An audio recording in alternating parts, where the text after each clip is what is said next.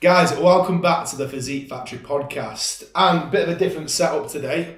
We're actually all here together for once, rather than being fucking miles apart. I know, it feels weird. It's going to be hard to take these guys serious when they're actually in the room and actually have a conversation. But yeah, this one's going out on YouTube. So if you're watching on YouTube, we do have a podcast that usually gets put onto like Spotify and iTunes. It's on Spotify and iTunes, yeah. We're not sure where it goes. It goes somewhere. We've not done one for a while, big time. Yeah. That's usually how people start these things. They're like, oh, we've not done one of these for a while, but we haven't done one for a while. Yeah. So yeah. What was the last one? Were you on the last one? No, Nick was on the last one. No, Nick was on the last one. That was episode 69. Yeah, we had to get a special guest for that one, didn't we? What did we talk about?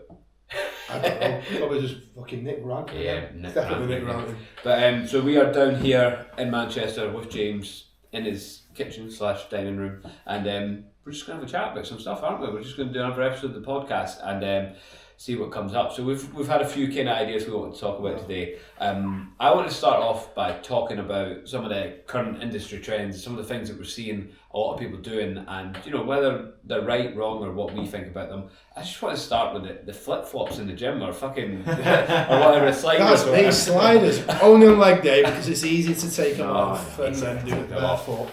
It is. There's a time and a place, and it is leg day. The time is never, and the place is. The time was this morning at 10:30, and the fucking hack squat. 3 hours late. Walking in the middle of a fucking Bury to get a Starbucks and a pair of flip flops. No. Yeah, I mean the worst thing is he wasn't even wearing socks. I thought that was a bit weird. No, I was wearing socks. I was wearing socks. That would be a definite no. Imagine that bare feet in the gym. People would do that. Big cleaver toe. Oh, knit that toes. You don't want those. I'm not a big fan of it personally though. Like I feel like it's something that like some bodybuilders have done, and a lot of people have just been like, oh, look at me, I'll just wear my sliders in the gym. I mean, yeah, if your feet smell, it's probably not. There's one guy that does it in the gym that I work out on. Nah, just no.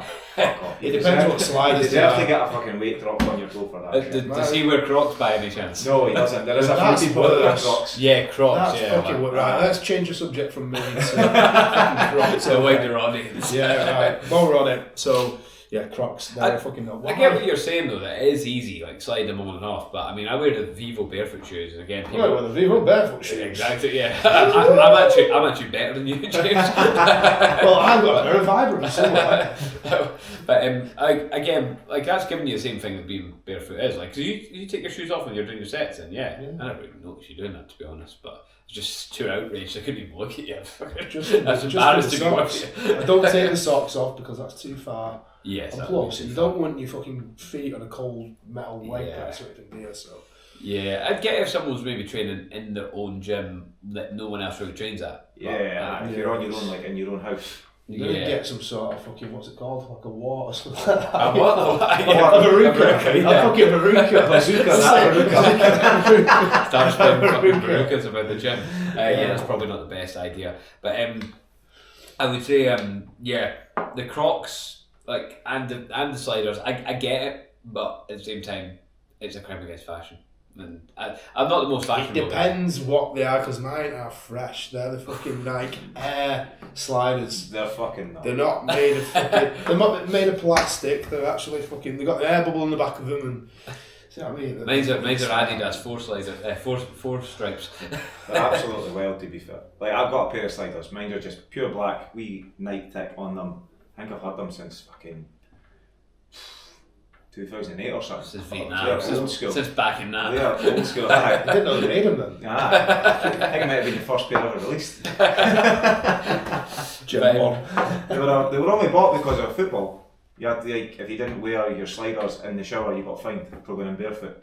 Just spread Verucas. There you go. A real issue in the football so world. You had to buy a pair to then obviously go and take showers, and then if you didn't take a shower, you got fined as well. So there was a lose-lose situation. Really, if you don't take a shower, you get fined. So like football teams are actually having this problem where people aren't showering. I've been in a few teams where like some of the boys, even after training and that, will come in and they'll just grab their gear. They've been rolling about in the mud and they jump in the motor, and it's like, mate, fuck off. No, it's covered in come shit. on, fuck. You gotta have a shower. Well, there was a thing about me going on social media about the shower. I wasn't going to mention it. Yes. I actually had 2 showers that day as well. Get PTSD. I went to extra effort. The man's actually got a shower over there in his kitchen. To be fair, you could fit in that as a bath. you know what I was going to do as well? I was going to document myself getting in the shower every day. Just put it on the story. Day one, having a shower. James, 5 a.m. cold shower. That's exactly 5 what it a.m. is. I mean, currently, James having a shower. 5 p.m. James still in the shower. That would be pure content there. I'm going to go back to what I was saying and bring up my barefoots again. And you know, if you've got a pair of shoes like that, you don't necessarily need sliders. Yeah, I've got a pair of them as well, but I just don't wear them. I just, you know, it's easy because I can't be asked. Just can't be arsed. Can't be arsed. Can't be arsed tying his laces, apparently. Yeah, exactly. That's the one. Yeah, I don't know. Velcro trainers.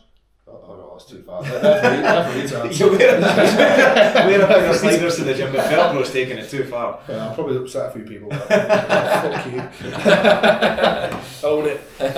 Well, that's it. But it is a bit of a trend. It is something that's happening in there. Because I can almost envision it now. I've got the sliders, right, with the high socks, with the shorts, the gasp shorts maybe, and then a big oversized t-shirt as well that's far too big.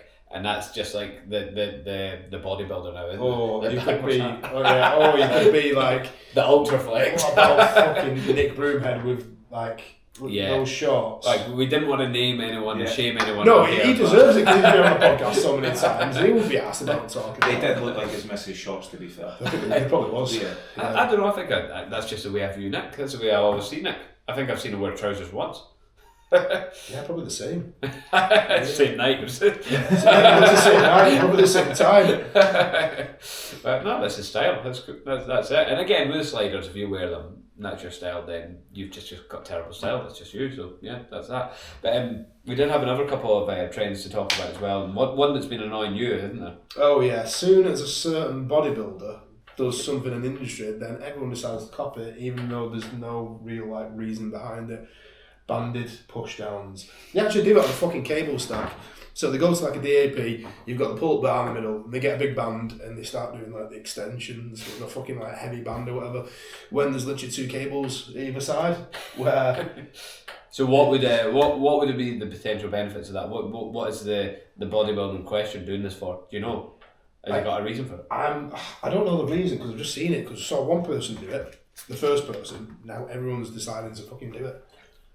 Well, you know, the bands, it's going to get heavier at the bottom as we are extended, even though the band might be getting close to your elbow, where technically it might drop off. But it's going to get heavier because the bands... the resistance. Yeah, the resistance from the band, where you could just be using something like a cable. I mean, I'm trying to stand up for them and say, well, what would be a reason to do this? Most people that are doing it are probably just copying people. Yeah, that's the thing. Exactly. Blindly copying someone, maybe not the best idea. Even if they are big, even just because they're bigger doesn't necessarily mean what they're doing is going to work. Fair play if he wants to do it, and that's cool. It's just a copy and I don't get. Yeah. Well, copying for no reason. If you see that and you're like, actually, this could fit into my workout really well because of this. Yeah. And I'm thinking like, you know, it's obviously going to be a lot of shortened range bias there. So like, and then if you're gonna tire in the shortened position first, so maybe it's my first tricep exercise. Actually, that's not a bad shout. You know, or you could like have an argument with that where say you're going to potentially grow the most in the middle length ranges, so you could prioritise those ranges first. Yeah. So there's all that sort of shit you could get into. Yeah, I do like trying to target the shortened range first though, because I do feel like it drops off so quick, and I can still get a lot out of the lengthened position by like having fatigued the shortened position first. So like it's getting a bit confusing. There's pros and cons of each thing, isn't there? That's why it's just trial and error, go through it and then see what works the best. I can sort of maybe understand it slightly. Like you say, like where the band is at its hardest to push, you're at your strongest.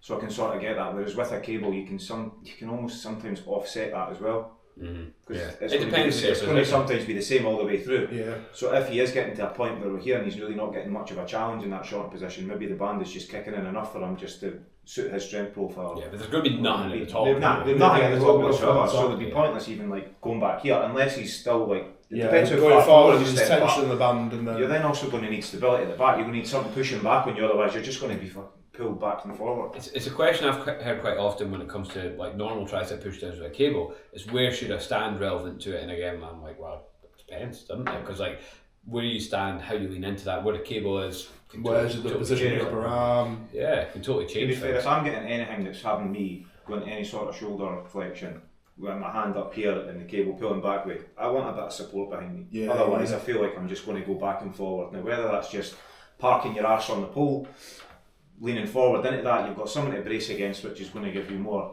out of that movement, I think. Well, for me anyway. So going back to this whole banded pushdown thing, is there any reason to do that? Yeah, what is the Over reason tricep for pushdown?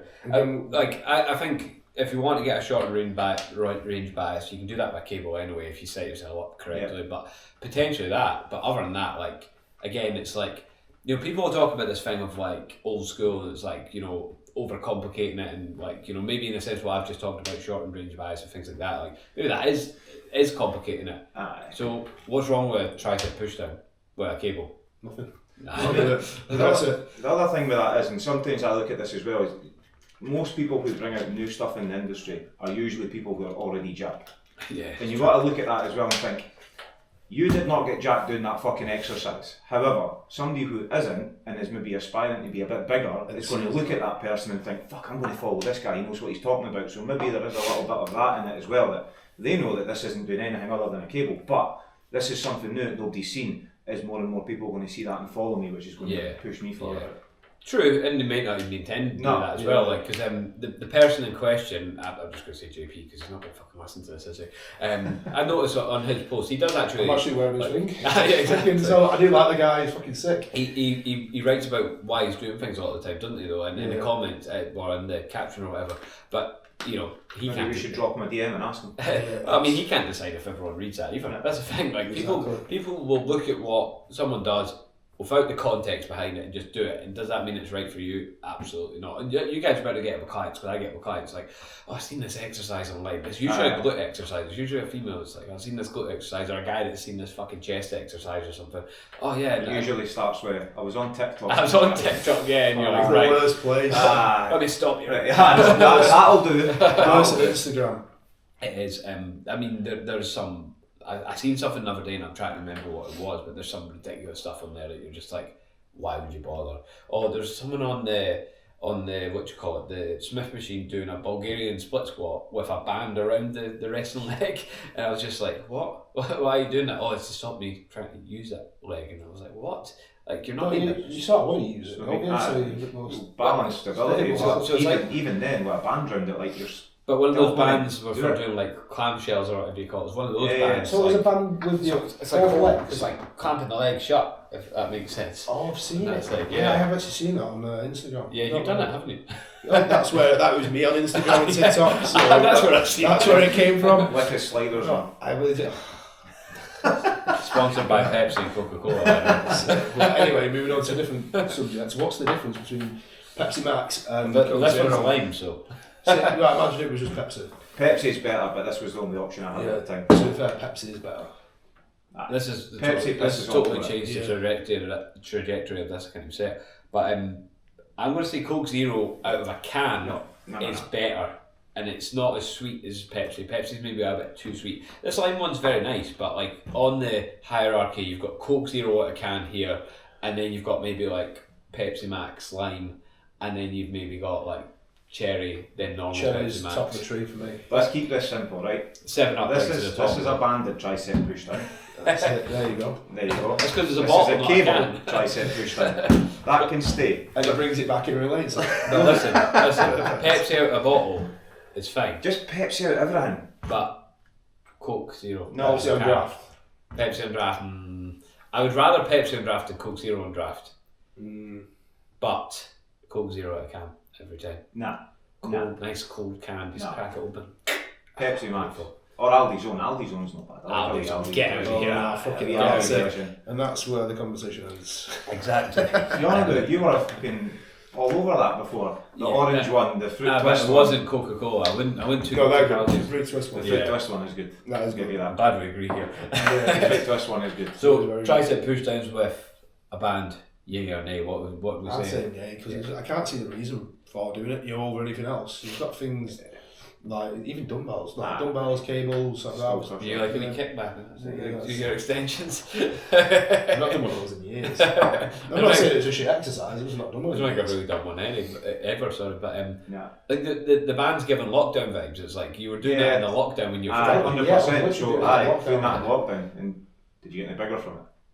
Probably not. Definitely not. Depends on type of band. Yeah, probably not. The green one or the black one, you're sorted. I think how much gain you taking? Yeah, that there's that as as well. I think that's a good point though, to be fair. Like, if you're at home and that's all you've got, then Better than 100% nothing. you're going to have to use it. Yeah, But if you're in a gym, you've got a cable But stack. as James says, people are setting this up on the Yeah. fucking pulley. Between on the fucking, fucking- between the Yeah. cables. Fuck, there's 2 cables. Yeah. So anyway, moving on from that. Next, we have Toes on the leg press. toes on the leg press. Try to remember what the last That's, one was. that's a big fucking trend at the moment. I mean, So, I usually put my toes on the leg press. I hope everyone puts their toes on the leg press. Yeah. If you have toes, It's not even put definitely. my hands on it. That's where you went wrong. Okay. That's why your fucking knees are. So toes on the leg press, meaning that heels are hanging off the bottom of the plate, and it's just literally half the foot, isn't it, on the actual foot plate itself. I can see why for doing it, because it's going to allow a little bit more range at the ankle, but get a bit more knee flexion. But I wouldn't say it's always a good idea, and not everyone should be doing that. And again, it's just one of those things. If some big bodybuilder on social media does that, and then someone sees it who it might not be suitable for, can cause issues. Well, injury, it's quite a hard one to control, Yeah. especially if you're just using your toes. Imagine your foot slips off as Yeah. well. Yeah, no, it's a And risky even one. then, like, you could argue that does your feet have to be off the side of it? Could you not be in the middle? I mean, when most people, when they're new at the gym anyway, when they come down, their heels sort of come up off anyway slightly. Yeah. So they're still getting that a little bit, maybe not as much, but you see it quite a lot So with people. you said at the beginning, you're like, it's giving you that bit more range, but is it giving you that bit more range, or is it that like your heel's lifting and you're just not as aware I of it? think it depends on the I person. think you go in for that. Depends Yeah, on it the depends how structure. much your structure, how much range you've I actually think got. if I'd done it, like I'm not going to get any more range of motion because the lower your feet go down in the leg press, actually the more like dorsiflexion you're going to require anyway. In most cases, depends on the angle of that leg press. So actually, by being further down, it's going to require more that you've maybe not got, but like at the ankle. But then you're maybe going to get that a little bit more at the knee, and then it's going to, obviously. I'm just thinking about it as I go through it. I've never done it. I've never No, actually I'm done just it. trying to I've done visualise somebody doing it, Yeah. and I would imagine, like, if I was to do that, I would get to a point where my hips would want to tilt a little bit more. Yeah, I've done it, and it fucked my knee up. It did not feel comfortable. James on my has knee. tried and failed. Exactly. I thought I'd give You it a should try try. that. You're funny. Yeah, it might Yeah. help it. I saw. I think it originated from Joe Bennett. He did it in one of the videos for like targeting more quads. Right, yeah. And it's not a bad idea. Again, it's just who it's like suitable for. So I would put in a bracket maybe with something like a sissy squat, for example. It's Yeah. like, it's maybe not something you want to overload and go super heavy on, but see maybe at like the end of a workout Yeah. to like blast them and give them a quick Yeah. going over. If you feel High good rep range at the control, very end, yeah, just high to rep bust range, yourself, just not to a give lot of yourself a weight. little- Yeah, that could work. I could get behind that, but like doing it as your main kind of working set. Yeah, when you're loading something up. Yeah, probably a 'Cause recipe for you can't disaster. load it up as much as what you would do anyway, just because of the stability of it. Yeah, Like, but that's the problem. Like less foot on it, you're gonna have less Exactly, stability, yeah. less force production. So yeah, that's doesn't make a lot of sense. But there will be outliers out there. There's going to be people that are doing this and they've got great quads, and it's probably not why the quads are great. It's sort of like the Tom Platt's hack squat, isn't it? Yeah, of course, Literally yeah, like yeah. Aye, that's just a more old school version of it. But he had some pretty mad ideas. Like, Did it work for him? Fucking hell. yeah, they work for him. And again, like when it comes to something like that, you will get these people whose like joints can tolerate it, and they can do that, and maybe they built up over time as well, and they'll be fine. But you also get Tom, Dick, and Harry that try it and actually end up with Gav. fuck knee. Get Ah, Gav. I can't even Yeah. fucking kneel down right now, my knee cripples. Gav has fucked his meniscus up. Well, we think it's Suspected. Suspected. I do need to go and get that checked. However, all the fucking Not just that, things he needs a are few other pointing- checks. Yeah, a couple other checks going on. VAR check. Yeah.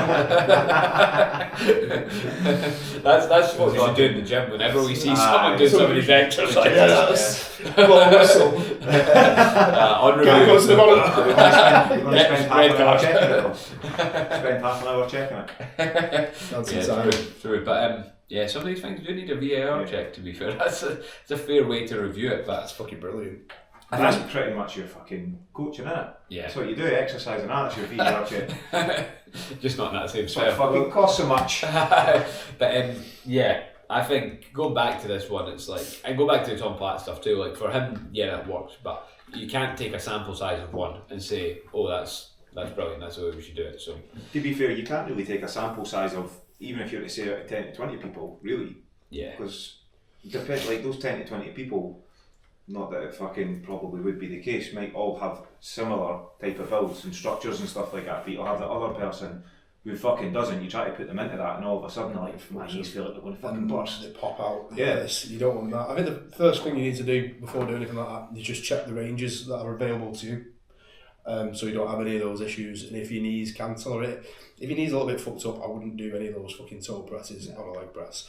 So take that straight out of the your thought process. And if you are going to do it, right, start small. Try and build don't load the fucker up straight away. Yeah, because it is going to be. I suppose more extreme ranges always come with more extreme consequences. That's probably quite a good way to put it. Like there is like a higher risk when you go to the extremes of range of motion, especially if you're going to exceed your range of motion. And like I suppose it's quite a nice way to actually start talking about that, because like you're talking about all that, and that's great, like, you know, checking your ranges, but like, you know, put me 5 years ago listening to this, I'm like, check my ranges, what the fuck's he on about? Like, you know, what do they mean? So like when it comes to range of motion, like how would you describe range of motion? I think because full range of motion's another industry. Yeah, don't even look at the exercise now. First thing of all, you need to like look at the range that is available to you. What your like what joints are working this exercise. So you've got your hip, knee, ankle, potentially toes as well. Yeah. Because they go into. I've never really checked my toe range of motion before I do a leg press. To be fair. There's a lot of extension in your I've got toes. arthritis in my toes, so my range isn't that great. Maybe it's not the best for you either, but yeah. So you go into a lot of extension at your toes when you go into there's a certain amount of dorsiflexion. Yeah. And after that's going to come from your toes, because your toes literally have a foot plate. So you're checking those 4 things, how much range you've actually got in each one of them individually, and then seeing if that suits that exercise and the ranges that goes through. The way I often describe it to clients is like, you know, you're talking about obviously joint ranges of motion and that. So if we look at the exercise and we look at the leg press, for example, if it had its way with you, what would it do with you? So, and can you get there naturally? Yeah. And if you can't, then you probably don't want to go there. I don't want to say that either. I don't want to say you don't want to go there under. Because I think it's the case. I think it's like you can have someone who's got a range of motion without any sort of force being pushed back against them or resistance. But sometimes you might have people who, like you're saying, can't control that in the full range. So do you actually want them to go full range, or do you want them to work between a certain range within that? Because, like you say, they don't have the skill to be able, if I was to say stop, just stop at that point. Yeah. You get that a lot of clients. It's those length and ranges, say with the bottom of leg press, that's got anything like that. When it gets hard, people just want to be like, oh fuck. Yeah. And then you're putting them in a position where it just looks nasty. Yeah. So what you're saying to maybe put in layman's terms is just because you have the range of motion doesn't mean you necessarily. And all these like super deep ranges of motion, they're not any more beneficial because the quads actually lose the leverage of moving shit. That's the aim of the game with that toe press. Like we want to get like a super fucking deep range of motion, don't we, with the knee. The quad's going to lose a bit of the leverage when we're hitting that much knee flexion. So more isn't always better. It depends what else is then pushing through it. Like I've said before, like when I do that type of movement, there's a point that I get to that I can feel my hips sort of tilt. And you might feel this yourself if you're doing an exercise, especially like a leg press. You ever feel your bum sort of coming up off the pad? That's just your hips slightly tilting, and you don't necessarily want to be in that type of position.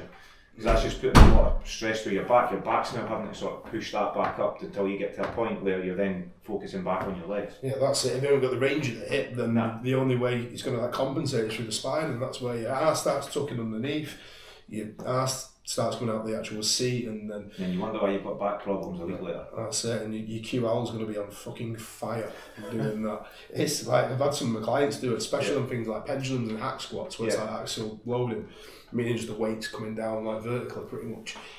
So it's just being aware of those things, and to be fair, some people can get into those positions and the back might be fine and they can tolerate it. It's like made of fucking steel, but for most people. You know what, talking about getting into those ranges, did you see that video a couple of weeks ago it came out? What was it? But the guy who was doing, tell you what, maybe was it one of Connor's clients? Either way, when he was coming down, like his knees were literally his fucking ears. Oh, it was incredible. When he comes back. Oh, I've seen it. Like his fucking legs. It looked like that's his hip dislocated. Yeah. He had the range to get there. He had the range to get there. So was it one of your clients? I think it was. Or was it a video you sent me? Oh yes. Doing a leg press where he could literally look like he dislocated his hip to get into a fucking. It was a black guy, weren't it? No, it wasn't. It was like, No, I swear there was a. Maybe edit oh, that the out. black guy's the guy with the bicep curl that you're thinking of. Oh, he did that backwards. Yeah, He did the Ah, bicep yeah, curl. it's like that. He's like, yeah, fuck that that. was insane. No, so this guy was on the leg press, and literally his knees were at his fucking ears. Yeah, pretty my much. client Stan Minder said Someone him. dislocated his You both hips. looked at it because you both talked about it. Aye. Yeah. It was incredible. Now that is going beyond his range. I'm fucking telling you, not a chance. That's what I was asking you guys. Do you think there's a possibility that actually, he's not exceeding his hip range of motion, but his hip range of motion was like 180 degrees? Aye. Yeah, maybe not. I wouldn't load that position up with a lot of fucking. Well, that's exactly what I said to him. I was like, you go there, yeah. If you and he's done that for a long time. I was like, go there, but maybe not like under a shit ton of load. Yeah. Like, you don't need to go there. There's no benefit to going to that I point. think you can just tell if it looks excessive, then don't do it. You must have some stretchy ligaments as well, because there obviously becomes a point where the ligaments would have to stretch to a certain point. Now, if they're strong enough, they will be strong enough, they're going to stop him from going down. But that almost looked like he could fucking do a full 360 the way he was. He's got no ligaments. No. They're maybe just incredibly lax, aren't they? Like, that obviously occurs, but like it gets to the point of, like, as I say, diminishing returns. The risk versus reward becomes a bit too much for me as a coach who's coaching a client. It becomes a bit too much, and I'm like, well, do I want to put him there under a lot of load? Do I want to encourage that? Because am I going to like cause a potential injury down the line? And someone once said, and I don't know where I got this from, but I heard it somewhere. It's a stupid saying, but it's like, if you don't want to crash your car, don't drive near walls. It's as simple as that. So like, going to these extremes in terms of ranges of motion, it increases the likelihood of injury. Are we getting that much additional benefit from it? In that circumstance, the answer was no, and it, in my opinion, wasn't worth the risk versus reward. But it's going to be a very individualised thing when it comes to that kind of thing. And it's like, again, you'll get clients that are being like gymnasts or things like that. And some of their ranges of motion is incredible, but like, have they got control out there? Have they got contractile ability out there? What about co-contractions on the other side? Are they still occurring at that point? All that stuff is what's going through my head, and it's like, okay, yeah, you can get there, but doesn't mean we should go there. It doesn't mean that you're going to be in a good position to go there. Like, again, as I say, the co-contraction things is something that most gym boards are never thinking about. So, like, if you're listening to this and like, what the fuck's he on about? I'm talking about the fact, when your bicep, contracts, we actually need a contraction in the tricep at the same time. We need that equal and the opposite reaction, don't we? So like, or opposite and equal, I can't remember what way around you're meant to say that. Sorry, Isaac Newton, if you're listening to this. But like, opposite and equal, isn't it? Yeah, I think it has to go the opposite way, but it has to also be equal, otherwise it's just I know I can be listening. But you might be sure he's dead. yeah, pretty sure. But so you need that, and like, again, if you're getting to these extremes, you don't know that you've still got that, do you? And again, usually for me, if you're training a client, you're looking at the range of motion, you're saying, well, where can you get to without being forced there? Usually that's enough. But I suppose what we're talking about there was the anomalies. Can you say that fucking word either? The ones that fall out of that bracket. But it's an interesting one. Have you ever had? I've had a client before where they can overextend their elbow as well, and it can like kind of bend up the way. It's sort of like twists as well when you get to a certain I've point. seen a few people like that in the gym when they're bench pressing and they really snap into the top half, and you're just like, So and then going through my head, I'm like, fucking. That moment I was on the opposite side now. That's just going. Fuck. But there's an example where, like, you're not gonna do a bicep curl go all the way to beyond like full extension or anything. Just like knees as well. Going back to the leg press, snapping in at the top and the knees. Fucking. It's probably more so like the locking out side of things. And there's nothing wrong with locking out in certain situations, but it has to be controlled. But you see some people are just fucking. And that's where you're out of control with that. And that's what I always liked about that leg extension at the Body Academy, the VR2 Cybex. You could put a stop on that on the top to stop people from overextending. Yeah, that's cool. Yeah. But at the same time, downside of that is you're not teaching them to control that range. No, so if you've then got someone who physically can't, even though you're trying, you're still wanting to get them to a point where that can stop them from going, but you want them even just want a touch and a little pause at that position. And then you can gradually start maybe taking that away to allow them to then go a little bit beyond it. Yeah, it's like a stabiliser, isn't it? Yeah. Yeah, it's a good way to start, giving them the kind of tracks to begin with, I suppose. But yeah, like range of motion is a complicated one. It's something I just hear people, I've got to do full range of motion. Well, that's not full range of motion. It's like, well, depends what it is. No, it's different. Totally depends who's who and what they've got. Yeah, I definitely can't do the full extension elbow thing, you know. Yeah, fuck that. Nah. What about like, you know, because it's not really our realm, but it's well, it's not our realm, but it's not stuff we do. Like, do you guys ever worked on range of motion in a specific joint? Because what if you are limited? What are you going to do? Like, if you can't touch the bar off your chest when you're trying to bench press, and you want to get that more range of motion, what can you do? What are you going to do? Do things like the CSIs, the low level isometrics, things like that. But you don't want to be like, obviously for our job, you don't want to be going into anything like more further than that. Yeah. But like personally, I mean, like just with yourself, you done anything to try and increase ranges at certain joints? Just the CSIs before training, so like low level isometrics. Yeah, so just contracting a muscle. Yeah, contract it, get some more range. It's another conversation I have quite often with clients is about the fact that, like, because they'll say, "Oh, should I stretch pre-workout?" And like, well, no, probably not. No, static stretching is what we're talking about in particular here, because like static stretching will down-regulate the muscle tissue. So what we mean by that is like, my bicep can produce 100 kilos of force, let's use that as an example, and it's a hard muscle to stretch really, but like if I was to, you know, do a static stretch with that and hold a stretch position, you know, that potentially could lead to that bicep only being able to come up with 90 kilos of force or something, right? So it's down-regulated. It's like getting a soft tissue massage or something like that. It will down-regulate the tissue, and like again, it's probably why it's not a good idea to get soft tissue work before training.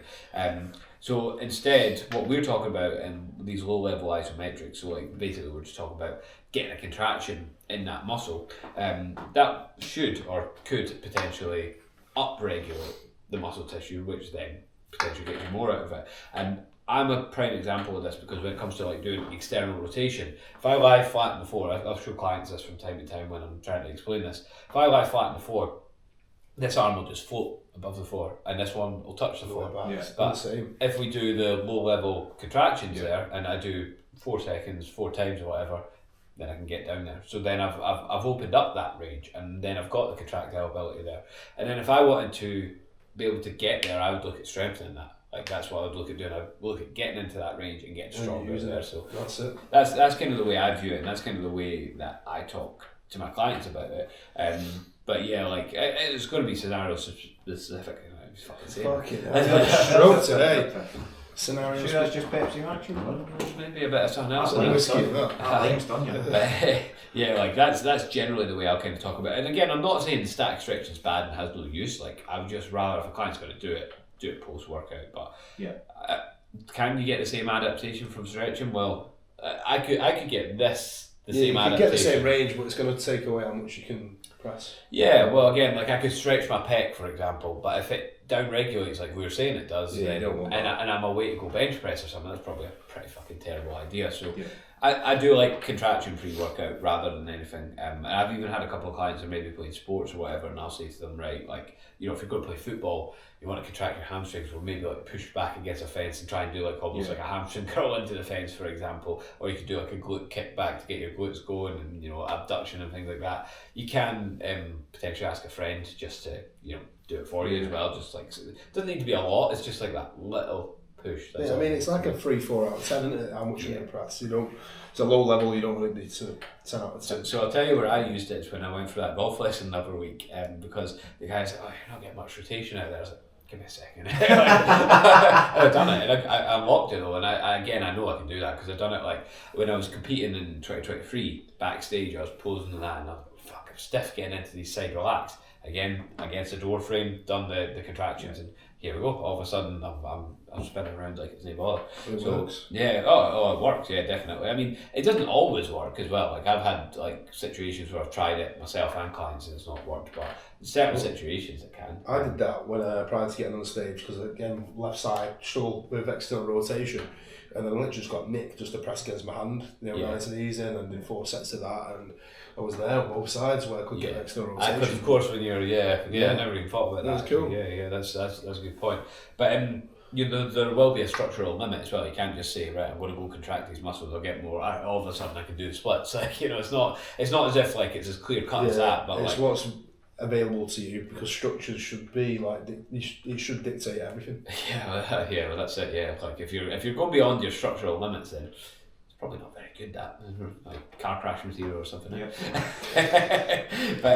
But yeah, so like I mean, it's something you can do. You can see what the joints and the muscles have got to offer, but ultimately they might offer no more. Your range of motion may be your range of motion. Like again, some people will never be able to like do the splits, and that's just down the range. And again, that can change over time as well. We can get osteophytes, and we can get all sorts of structural changes from life in general. Yeah. So yeah, range of motion. We pretty much covered that. That's done. Next, the price of coaching. So who the fuck dictates this and what you can charge? Because you see some kids who are just new, they've not even got a PT qualification, they've had no experience, they go straight in and charging like 300 quid a month and expecting to get that. Yeah. And the quality of the service and what they provide the clients and the results are absolutely shocking, but they're charging 300 quid. There's got to be some sort of... Some people are paying it. Yeah, I know some people pay it, it's fair enough, and then they don't last long, and there's a big churn. Clever marketing, I suppose, to be fair. But yeah, I mean, it's a difficult one, this, because who dictates it? Nobody dictates it. Exactly. Really. I mean, there's averages, which I would say what the average coach is got to be about like £200 a month now. Like I would say now it wasn't. It was definitely lower than that. Yeah. But I would say it's definitely around about 200 quid now. But then there are those people that are charging 300 quid, maybe 400 quid. Is there people as much as that? I don't know. I know people at 400 quid, and then there's these bodybuilding coaches who I say they're decent bodybuilders, but they're charging like £100 a month. Yeah, some of them, like bodybuilding coaches seem really to be cheap. Yeah, kind of generally like undercharging. But it's a terrible service. Right. Because I know the service which these guys offer, and it's absolutely fucking shocking. I think there's probably the odd one or two out of a set amount that probably are giving you a decent service for that £100 odd. Are they giving you a good enough service? Maybe, maybe not. It depends. If they're bodybuilding coaches and they're trying to break into the lifestyle coaching style of things, it can be maybe more so they'll focus more on the bodybuilding people, because that's what they want. They want people to post about the bodybuilding stuff. So the lifestyle stuff, they might be like, yeah, maybe just drop you in a little bit. I don't know, maybe they've got two categories of what they charge. Lifestyle gets charged a little bit less because there's a little bit less focus on those people who arguably you could say need a bit more focus. Yeah. Well, if you're going to have a bodybuilding show, it depends. You're going to have the drive to sort of stick to a lot more things, and you just need the support to go through that. Yeah, that's it, and they just need the plan, the structure and everything, don't you? But with the gem pop lifestyle, whatever the fuck you want to call it, they need a little bit more accountability, don't they, and support. I think it depends. Like bodybuilding clients need a lot of support as well at certain times. They do it at certain times, 100%. Yeah. But you're almost, when you look at lifestyles, they need support almost right from the start. Maybe your first week where you're letting them just bed in, but they're almost needing that support right from the start. Yeah, I like personally, I wouldn't believe I don't really have any like bodybuilding like competing clients at the minute. But like actually, I've got one to be fair, but I don't see it as a different service really. I see it, it's the same thing. It's like you get a client, you've got a goal, and it's like, what's the best way to get this person there? Like I think, like why would you have and a lot of them do, why would you have a lifestyle and a prep one? It's like, you've got a person, you've got a goal. It's like it's the same shit, isn't it? Exactly. No, well, even if it's like High Rocks or some. Well, that's it.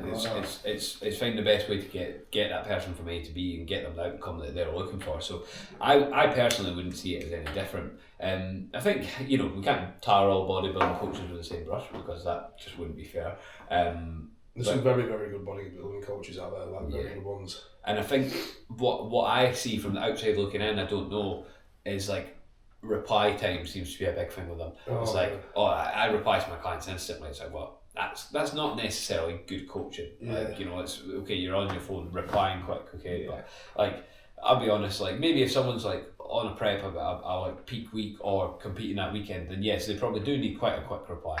But like, most things aren't that urgent, are they? Like most things in reality, like it's not life fucking danger, is it? Like, depends what you've got your clients on. Sometimes you want them to try and make these decisions themselves as well, so it's the only way they're going to learn. Maybe it's like peak week or something like that, where they definitely need that attention and like those replies be fast. But that is different. I understand that. They seem to pride themselves on the fast reply, but ultimately, like, I mean, for me, coaching is finding a system for someone to thrive and achieve what they want to achieve, and it's like, it doesn't really matter to me if you're gem pop. Like, I always find that mad as well. It's like, it's not as if like coaching. You're a person, you're needing coaching on a specific goal, and we're going to get you that. We're going to help you to get that. Yeah, exactly. Yeah, but onto the pricing, like what we're talking about, like, I think it's a weird one, because like, I mean, it can be life changing.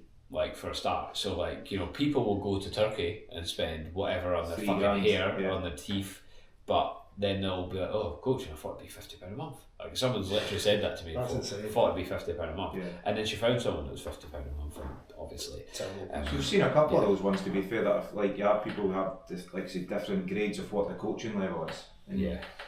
like you get the £50 a month ones, and it's like a check-in once a month or every 2 weeks or something like that, and it's just the check-in isn't even massive. It's like just maybe a little message.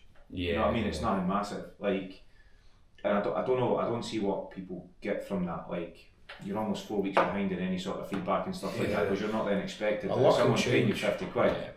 Are you going to want to message them every day? You're going to feel bad for that, and if you do, you're going to get the replies you want, or are they going to wait until a week, 2 weeks before you get a reply? So is that 50 quid worth it? Whereas you could probably get there a little bit quicker by paying a little bit more, but in the long run, is it actually paid less? I actually have one client who does check in with me once a month, and long-term client, done PT, done online, and this is almost like... That's pretty different though, because you've nurtured that client and you've got that trust in that relationship to know that she's going to do or they're going to do what it is that they need to do to get to where you want. And you're also confident enough that if they're struggling with something, they'll reach out to you because that relationship's already built. Yeah, but that's it. But it's like a lot of the time I'm just maybe setting targets to save her having to think about it, but like at the same time just reconfirming, no, actually what you're doing is fine. You know, this is fine. You're heading the right way. But like, I mean, I've been coaching her since like maybe 2022 or something, and that's like we're still doing form assessments. Like, you know, we're still doing a lot of the same stuff. It's like, because like it's an evolving thing. Like I'm sure, like however long you've been training, like you're still working on form and certain things. You're still being better with things, and it's like there's still always something to work on as well, which is pretty cool. But I just personally, I'm always of the thought process of like, okay, this is coaching. This is what we do, but essentially, as you say, like there could be different levels of support, but like essentially we're just fucking consultants at the end of the day. See, when you're an online coach, you're a consultant, and it's like, well, who dictates the price of that? Well, consultants are fucking expensive. I think like See a consultant for 10 minutes and you're 200 quid sometimes. Yeah, exactly. Well, online coaching, I think you can dictate like putting your prices up. Results, how many clients you have, how busy you are, etc. And then obviously the busier you get, the prices you can go up. The results that you're getting, like the more inquiries that you're getting, then that warrants like you can increase your price, which is fair enough. That's all sort of things. I think there's a sweet spot though, because like I think, you know, online coaching and the service it provides and the market that you're in, the kind of people you're like coaching, like there's going to be a limit, isn't there? Like, I mean, is anyone going to sustain £500 a month for a coach? No, exactly. Probably not for a long period of time anyway, and not long enough to get results. I know there's coaches out there who will like do this, like a certain mentorship that they're in. I think they like to charge up front, and it's like $9.99 for 3 months or something like that. Oh, we did that one. No, we didn't do that one. No, we didn't do that one. There was one that we it wasn't as bad as that. But like they did offer they did want a kind of upfront thing, which again, like I suppose the option of it's not a bad thing for people to have, but yeah, it wasn't $9.99. It wasn't £300 a month, was it? But certain one they do like £300 a month sort of thing, or you know, $9.99 up front. Same quid. I can't remember what I was going to say there. You've ruined my train of thought now. But I'm lost right now. But I think there is an upper limit, and I think different levels of. No, what I was talking about is if someone's paying £500 a month, or you know, a lot of money every month. Realistically, how long they can't sustain that for? Is it a month? Yeah, and if they're not getting the results within that month as well, is it going to be long enough to get a result? That's the thing. So like, you know, for us charging it, obviously, like I'm going to be brutally honest, we want it to cost as much as possible, but you know, if we were charging £500 a month, well, people are not going to stick around. Yeah, they're not going to stick around. Even if it is the best service. Yeah, it's not going to be long enough for us to get results. Essentially, you know, it's finding that price where actually it's enough for us to deliver a really good level of service, but at the same time, it's got to sting people a little bit, because it can't be too cheap either. Because if it's too cheap, people won't do it. They won't do it. I'm only paying. I'm only paying it's only X a 80 month. quid. Yeah. It's not, it doesn't matter, I'll just have that Chinese. Yeah. By the way, most people spend more on takeaways than coaching, but anyway. Like £40 a month. £40 a month, yeah. Like £40 a month, yeah, a week. That used to be my Saturdays every weekend, always a takeaway, and you'd be at least 25 quid at least. That's just for my shit, never mind the kids and the missus. Yeah. And then you'd also be in Tesco's and that, getting some sweets and stuff for after it as well. So before you know it, you 40 quid on absolute shit. Yeah. Just for yourself. So it ends up like £200 a month just for yourself. And you can get coaching for coach. cheaper than that. Exactly. And look fucking brilliant. But and still enjoy a takeaway every now and again, by the way. And feel that. But keep getting all plugged in there. yeah, drop us a message. DM the word results for more information. We're looking for 5 people. But, it's down to 4 now. Someone's just signed up. Someone's just signed up, yeah. But like, yeah, it's got to sting. It's got to sting the client because like, if it's too cheap, they're not going to stick to it the same. They're not going to respect it the same. So it's finding that sweet spot between there that is like sustainable for long enough to like get a result. And like, let's be honest, if you're watching this and you're like a potential client, your results aren't going to come in 3 months. They're probably not going to come in 6 months. They're probably not going to come in a year. You're probably going to need a good. You're probably going to need a good year at least. It is a good one. I told you about that guy who inquired and saying, "Oh, I'll just do a month for them, see where we're at." I told you about that, didn't I? No, but I've heard things like that before. So the inquiry was like, "Oh, I'll just do a month with you, see where we're at." I was like, "Well, what's the goal?" It's like, "Oh, yeah, I want to get really lean." I was like, "Well, you're not, from where you are now, you ain't getting lean in 4 weeks, mate." Yeah, I think the expectations sometimes are a bit unrealistic when people are coming in, and it's like, well, not just a bit, but like you said, it depends on the goal. Like you have a lot of people that now at the start of the year after Christmas they'll come in and the chances are they've got a holiday to look towards. And a lot of people leave it too late, thinking, like you say, 4 to 8 weeks is enough to get them where they want to be, and realistically, you double that. There's 4 months probably needed. It's like when someone said to me, "I was like, I want to get like looking like you." I was like, "I'll sign up with you for a few months." What to like that? They've got no muscle. I was like, "What?" Yeah, I've been training for 10 years. No bother, mate. Like, This is a decade of work, but you'll do it in 4 months, right? Brilliant. Yeah, fucking mad. It was like a holiday in the pool. Someone came up to us like, "Oh, how long did it take to what I thought?" It's like about 10 years I've been training. Like, oh, fuck that. I've been training longer than 10 years. I've been training 12 years, I want to say. How long have you actually been proper training? I say proper training 10 years. I mean, I've been in the gym since since I could like put myself in that bracket as well. 18. I was training for fucking 18 years or whatever. But realistically, proper training, you probably put that down to 3 years for me, really. I went to a wee school gym and mucked about when I was 16. Trained better at some point, but yeah, 16 through to 18, like I just like went to a wee school gym, just fucked about, just like done a circuit all the machines. And then 18, 19. Which, to be fair, like, So, see when you're that age, right, you're a young boy, you're fucking literally waking up every fucking hour with a heart on, like your testosterone's through the Handsome, we roof. forgot to mention I was handsome As well, yeah. It's Not what happened. not married. All downhill. Like your testosterone's through the roof, you're going to build muscle a little bit quicker at that age when you're younger. It's when you get that little bit older and the longer you leave it, and it's fucking more difficult. Testosterone's fucking through the floor. That is going to be more difficult to build muscle. Is that Gav playing old man card? I've got no testosterone. Oh, he's the big green head of this podcast. There you go. Me and Nick Welcome really back. well with this. Hi, I've seen a few greys between you and Nick earlier. Well, Nick even said, I was like, I'm getting a few greys there. Sorry, we were the best looking cunts in there. Sorry, I've distracted you. Yeah, distracted me. But like ideally you're wanting someone who is younger to get invested in that fairly quick, and it probably goes back to that affordability thing for a young kid. Unless they're maybe staying at home and they do have a full-time job, there's not a chance they're going to invest in that. And a lot of the time now as well, the current climate we're in, these fuckers literally go on TikTok and think it's the best thing since sliced bread. And as we touched on at the start, you're getting cunts telling you to use fucking resistance bands to train your triceps when you've got a cable stack right next to you. Yeah. I mean, where'd you win when some fucker's doing that and they're like, yeah, I want to look like that guy, so I'm just going to do what he does. Yeah. This fucker didn't get looking like that because he used the fucking resistance band. Yeah. I think a good way to get views is literally get in a good shape and then make something up. Yeah, 100%. Wow, that looks sick, he's doing that. He's massive by Sold. No.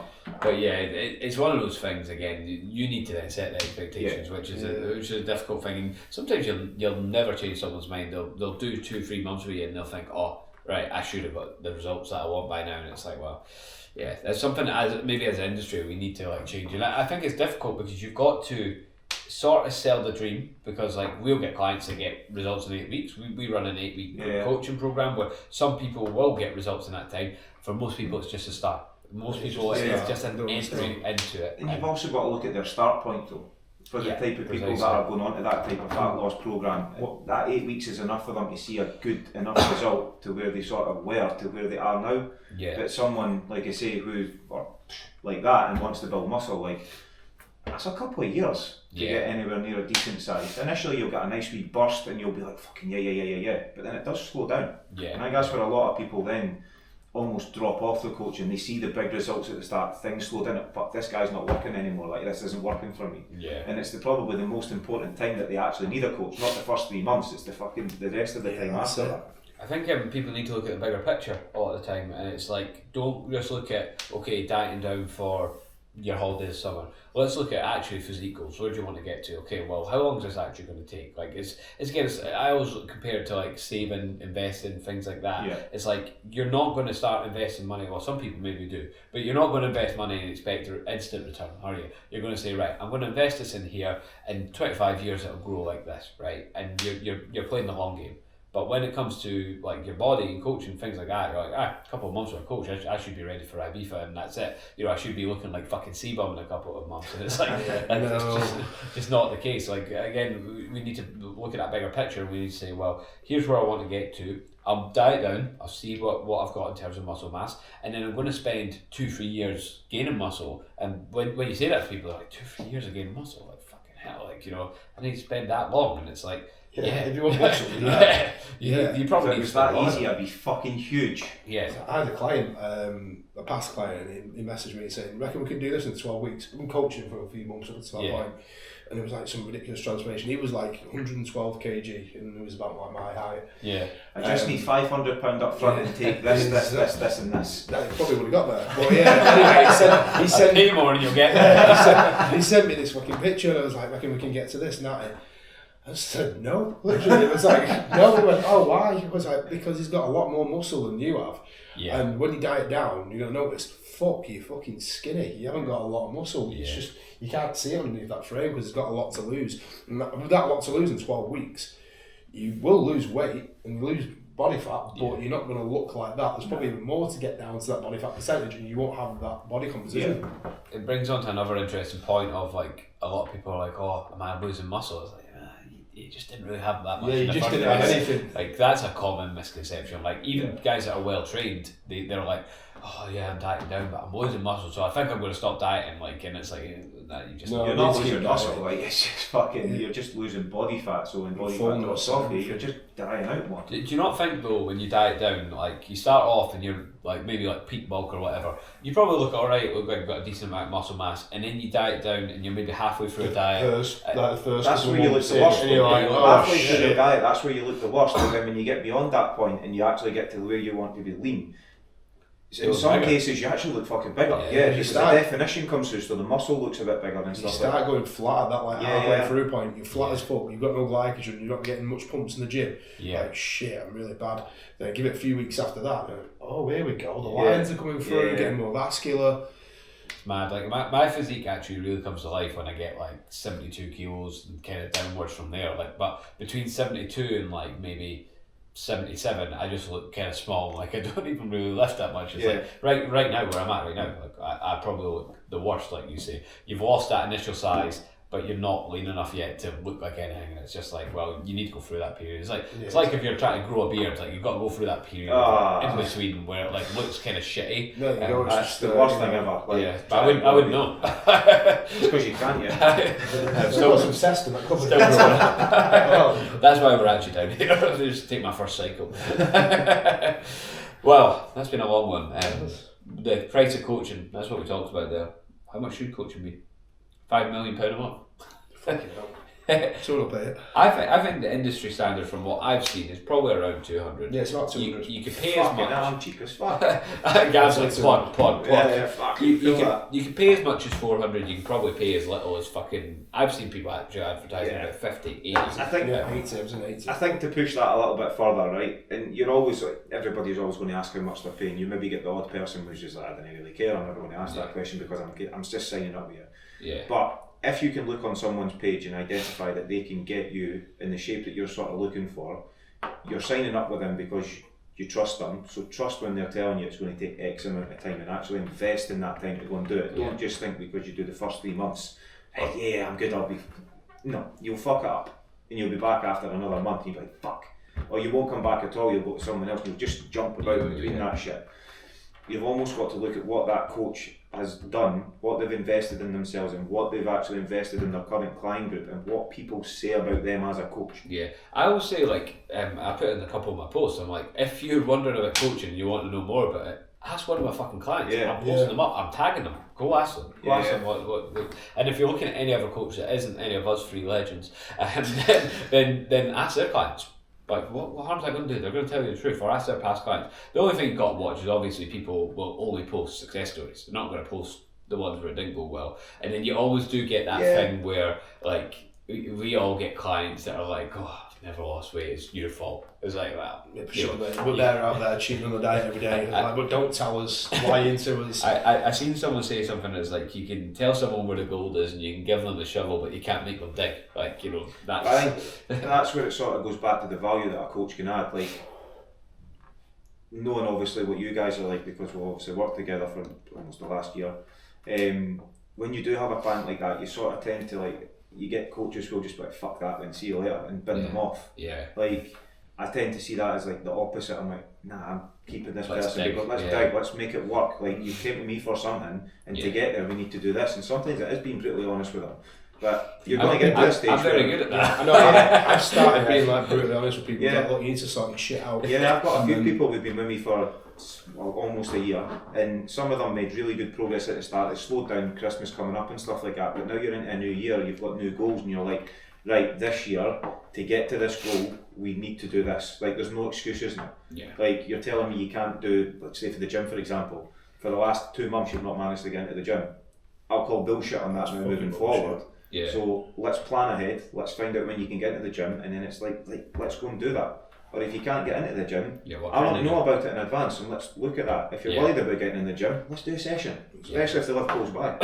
I think, again, not to start another conversation here, because I know this could last all night to be fair. I know, what we're on, an hour. I think someone's turned us off about 20 minutes ago. As soon as you said moment, 20 minutes ago, that was it. 5 minutes ago. I know. But just to touch on this briefly, a lot of clients, again, that are maybe struggling like that, they are chasing perfection. They start with someone like us, and then it's like, and it's like, okay, we want you to do this, this, and this, and they think because maybe they've not met one target, and they're like, well, what's the point? You know, I'm not going to bother. It's a good point. When you first start up, you're pure buzzing for it, and you're like, I'm going to do this, I'm going to cut out this, I'm never going to eat a bit of chocolate and crisps. Right, how much were you eating beforehand? Every fucking day, 5 tins of fucking full fat sugar Coke, 3 bars of chocolate, 5 bags of crisps. Yeah. Did you manage to stop that before? Was that your diet, guys? It was, yeah. How have you not managed to stop that before? I don't know, I can't manage. And now because you've got a coach, you're going to you're motivated, motivated to do it. No, like gradual steps, baby steps. Yeah. Rome wasn't built in a day. Yeah, and that's it. And like, again, that just goes back into that longer term outlook. It's like, okay, even if you're struggling right now, it's finding out, okay, how do we get around this struggle? Because like, ultimately it's that kind of growth and journey that's going to take you, and I sound a bit like airy-fairy, but like that's what's going to take you forward. Like, if you can get past this now, you're going to get past it in the future. And like, you're going to learn, it's that experience that you need. And some people, like, even looking at the mental side of it, some people mentally cannot diet or be in a dieting phase for, say, longer than 4 weeks. So you might have to have them for 4 weeks. Are you talking about James? No, I was literally and then pull them out again for maybe a week in maintenance, and then push again. So you're almost slowing the process down and breaking it down. Yeah, it's easy to do it like that, but yes, someone said to me, I told you the other day, didn't I? Where it was like, I'm not saying, but it was like, oh, I'm starting to feel hungry now, I can't drop my calories. Oh, right, yeah. No, I was like, what do we want to achieve out of this? It's like, I mean, you can't go for a shit without wiping your ass, you can't diet without, you can't get lean without getting hungry. It's all part of the process. Yeah, I'm hungry right now, if that helps, like, because You didn't have a Subway though. I didn't have a Subway because I'm in a calorie deficit, because I had my oats and flexible dieting though. Yeah, very flexible. But, I was going to kind of wrap that up a little bit with saying, like, again, with the problem solving side of things, I read once in a book, someone said something like, you know, if a problem's a 10 out of 10 right now, and you come up against it again, next time it should only be a 8 out of 10, and the next time it should only be a 6 out of 10, so on and so forth. You know, it should get easier with time. Like, Depends what the problem is. Yeah, absolutely. But like, you know, like in a A lot of dieting, problems going through your head right now. I had a lot of problems last month. in a dieting, I think one more of those problems are going to be dead. but in a dieting sense, you know, the issues you come up against. I think we should cut that there. Yeah, that's Yeah, it's probably enough, but yeah, that's an hour on the dot. So I think we wrap that up. It's been a bit of a random episode where we've just blabbed on, but like, yeah, we were sat here talking about stuff anyway, and we're like, well, let's fucking put in a podcast. What we're going to talk about, yeah. So yeah, thanks for listening, guys, and thanks for tuning in. You guys that are on YouTube, we'll see you soon.